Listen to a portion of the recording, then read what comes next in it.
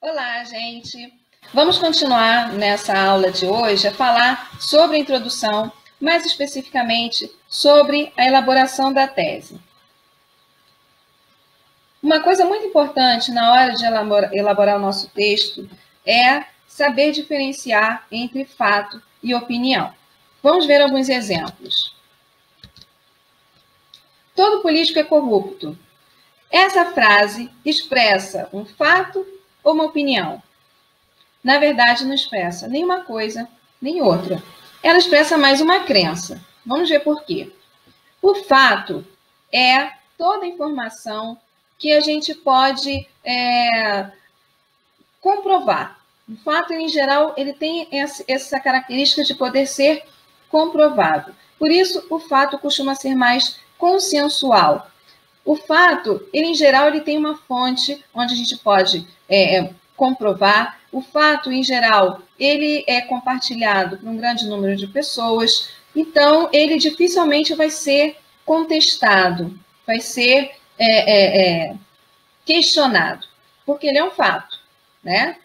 A opinião, ela é uma visão particular, ela é uma forma da gente interpretar um fato, uma situação. Em geral, é um parecer individual, né, sobre alguma coisa.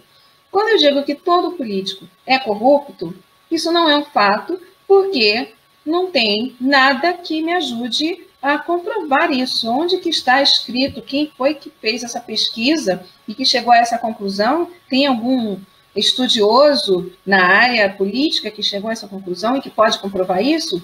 Eu não posso fazer uma afirmação como essa sendo nada, né? Ou seja, isso não é um fato, não é consensual. Não, a gente pode muito bem encontrar por aí um político que provavelmente não é corrupto. Embora, no caso do Brasil, a gente saiba que existe um grande número de políticos envolvidos em corrupção. Também não pode ser uma opinião, gente, porque quando a gente fala em opinião, a gente não está falando numa... é minha opinião e pronto? Não, né? A opinião é uma informação que a gente constrói a partir de um raciocínio, que pode ser um raciocínio lógico, um raciocínio que a gente tira a partir de algo. A opinião ela não surge do nada. Quando eu digo que todo político é corrupto, aonde que eu fui buscar validação para construir a minha opinião? Né? Eu não posso construir uma opinião se eu não tenho como justificar a minha forma de pensar. Porque a gente, em geral, formula a nossa opinião, constrói a nossa opinião com base em alguma coisa. Ou seja, a gente tem como comprovar aquilo que a gente está afirmando. Então, dizer aqui que todo político é corrupto é problemático, porque eu não tenho como justificar que todo político é corrupto. Pode muito bem existir político que não é corrupto, embora a gente não esteja muito confiante de que esses políticos não corruptos, né, existam no Brasil. Bom, outra frase. Mulheres sempre engravidam. Nós temos aqui um fato ou uma opinião? Novamente, nós temos uma frase problemática. Por quê? É fato que as mulheres engravidam. Ou seja, biologicamente, é um fato biológico que são as mulheres as que engravidam. A gente sabe que homens não engravidam, pelo menos até agora a ciência não conseguiu, né, chegar a isso. Então, o fato de que as mulheres engravidam, né, é consensual.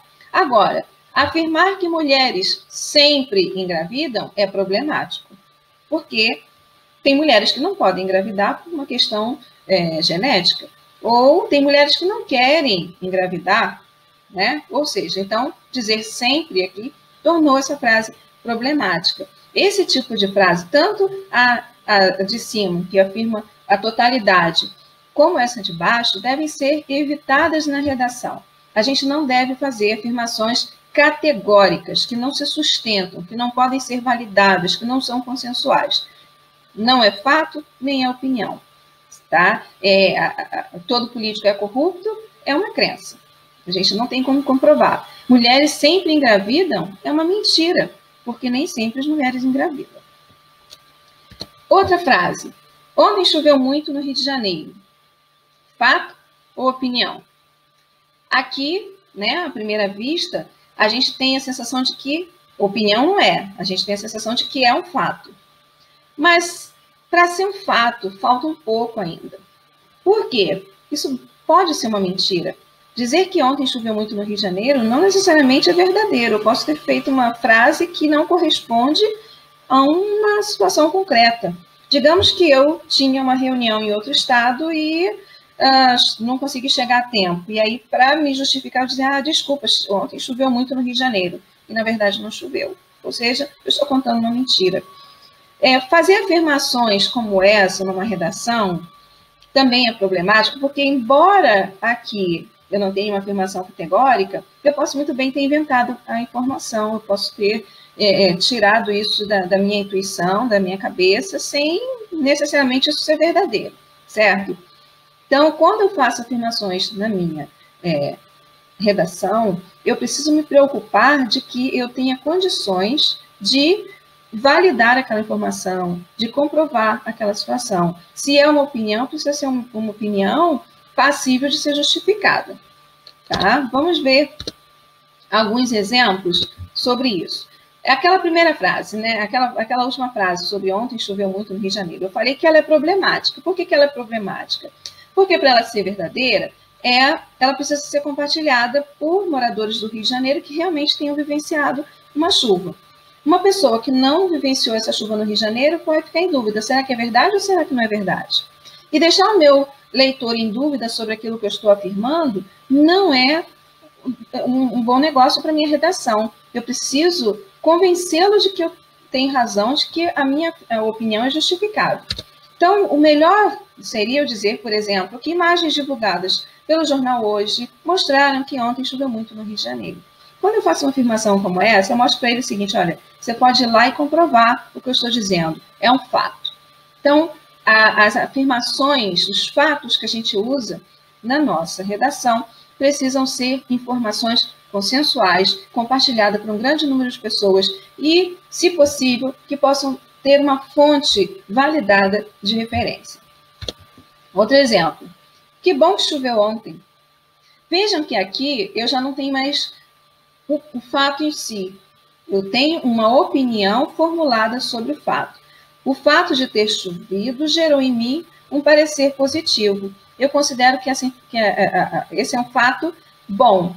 E aí, então, a expressão que bom, né, garante que eu possa emitir um parecer favorável a esse fato de haver chovido. Ao contrário disso, quando eu digo lamentavelmente choveu muito ontem, eu estou emitindo uma opinião desfavorável ao fato de haver chovido. Nos dois casos aqui, tanto a chuva ter sido boa quanto a chuva não ter sido boa, pode gerar controvérsias. Alguém pode questionar, mas por que foi bom? Por que foi lamentável?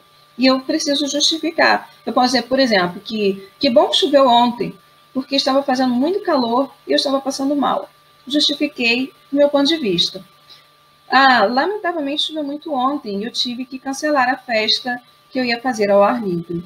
Então, aqui também eu já justifiquei porque eu tenho essa opinião. Então, a opinião ela é questionável e, em geral, ela precisa ser justificada. Eu preciso mostrar para o meu leitor por que eu penso daquela maneira e não de outra. O fato, ele dificilmente vai ser questionado porque ele é consensual ou ele está disponível para ser consultado, para ser comprovado. Então, aqui nós temos um fato e aqui nós temos opiniões. Bom, outros exemplos, né? No Brasil, o voto é obrigatório. Essa é uma informação consensual. Todo brasileiro sabe que no Brasil o voto é obrigatório. Então, isso é um fato, certo? Agora, o voto deveria ser opcional. E é importante que o voto seja obrigatório, são opiniões. Observem que quando a gente constrói uma opinião, a gente usa recursos linguísticos como o verbo no futuro do pretérito. Deveria. Se algo deveria, significa que não é. E se não é, não é fato. Logo, é uma opinião. É importante que o voto seja obrigatório? Eu estou emitindo um parecer, estou considerando que isso é importante. Há quem considere que não é importante. Então, nós temos opinião, essas são formas interessantes de construir uma opinião. Outros exemplos. Todo brasileiro tem direito à educação gratuita e de qualidade. Nós temos aqui um fato social. Por que é um fato? Porque está garantido na nossa Constituição. Ou seja, todo brasileiro compartilha essa informação e pode comprovar isso numa consulta à Constituição. Então, é um fato social. No ano de 1500, os portugueses chegaram ao território que viria a ser o Brasil. Fato histórico. Está lá nos compêndios de história, todo historiador também pode comprovar essa informação. Aristóteles foi um filósofo grego que sistematizou o conhecimento filosófico de sua época. Fato filosófico. Está lá nos compêndios de filosofia. Os filósofos também podem comprovar essa informação. Bentinho é um personagem do livro Dom Casmurro de Machado de Assis. Fato literário. Qualquer pessoa que pegar o livro Dom Casmurro de Machado de Assis vai encontrar nele um personagem chamado Bentinho. Então, vejam que aqui nós temos fatos, tá? E na redação, a gente precisa recorrer aos fatos para justificar os nossos pontos de vista. Eu gostaria de ressaltar, então, que a tese, ela é uma opinião. A tese, ela não é um fato. Ela é uma opinião, que é formulada sobre o tema que é proposto no vestibular. E essa tese, ela precisa ser comprovada, ela precisa ser justificada com argumentos. Esses argumentos, eles são construídos como? Por meio de fatos. Fatos históricos, fatos sociais, fatos filosóficos, fatos culturais, mas precisam ser comprovados, justificados. Você precisa mostrar para o seu leitor por que você tem essa opinião, por que você defende esse ponto de vista. Vamos ver isso em um exemplo mais concreto. Vamos usar o tema do CEDERJ de 2019, Memória Brasileira, uma questão de prioridade, para a gente pensar nessa questão da tese e como entram os fatos nisso. A respeito dessa proposta, desse tema, eu posso apresentar essas duas frases. São frases que respondem à pergunta que foi feita no tema. Eu posso dizer que a memória brasileira ainda não é uma questão de prioridade no Brasil, e eu posso dizer que a memória brasileira é sim uma questão de prioridade. Eu tenho aqui dois pontos de vista diferentes sobre o mesmo tema. A partir desse ponto de vista, né, isso aqui é a minha opinião, eu preciso desenvolver no meu texto por que eu penso dessa maneira. Se eu digo que a memória brasileira ainda não é uma prioridade no Brasil, eu preciso, nos próximos parágrafos, dizer por que ainda não é. Que fatos me levam a pensar dessa maneira? Se eu digo que a memória brasileira é sim uma questão de prioridade, eu preciso desenvolver no meu texto por que eu penso que sim, é uma prioridade. E aí eu preciso desenvolver e apresentar fatos, né, para construir os meus argumentos a esse respeito. Uma outra forma de responder a essa questão do tema do CEDERJ de 2019 seria dizer o seguinte: o incêndio ocorrido no Museu Nacional do Rio de Janeiro em 2018 evidencia que a memória brasileira ainda não é uma questão de prioridade no Brasil, e isso precisa mudar. Novamente, eu estou formulando uma opinião, uma tese. Observem que aqui eu construo a minha tese com base em um fato. O incêndio ocorrido no Museu Nacional do Rio de Janeiro em 2018 é um fato. Mas aqui nessa frase, eu não estou afirmando apenas esse fato. Eu uso esse fato para mostrar um ponto de vista, né? Ou seja, esse fato evidencia que a memória brasileira ainda não é uma questão de prioridade no Brasil. E mais, eu defendo que isso precisa mudar.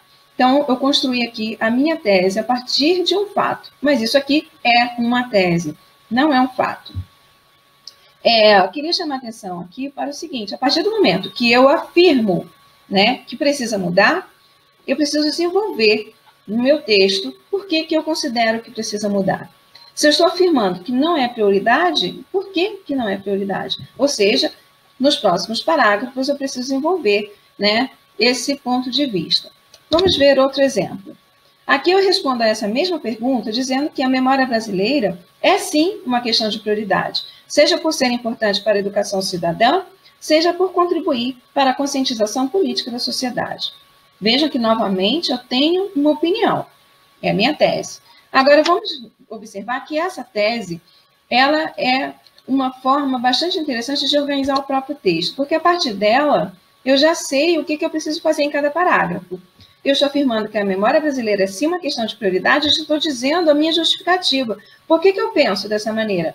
Porque eu considero que é importante para a educação cidadã e porque eu considero que contribui para a conscientização política da sociedade. Ou seja, no meu texto, eu preciso construir um parágrafo para justificar isso, e aí eu preciso apresentar fatos que me ajudem a provar esse ponto de vista, e eu preciso apresentar fatos em um outro parágrafo que me ajudem a comprovar essa outra forma de pensar. Ou seja, eu tenho aqui uma tese que ajuda na estruturação do meu texto. Lembra quando a gente falou lá no capítulo 5 sobre o planejamento do texto? Esse aqui é um tipo de tese que facilita esse planejamento. Porque se eu construo uma tese como essa aqui, eu não vou me perder no meu texto. Eu sei que eu preciso construir um parágrafo para desenvolver essa ideia e eu preciso construir um outro parágrafo para desenvolver essa ideia. Muito bem. Ficou claro, então, qual é a diferença entre fato e opinião?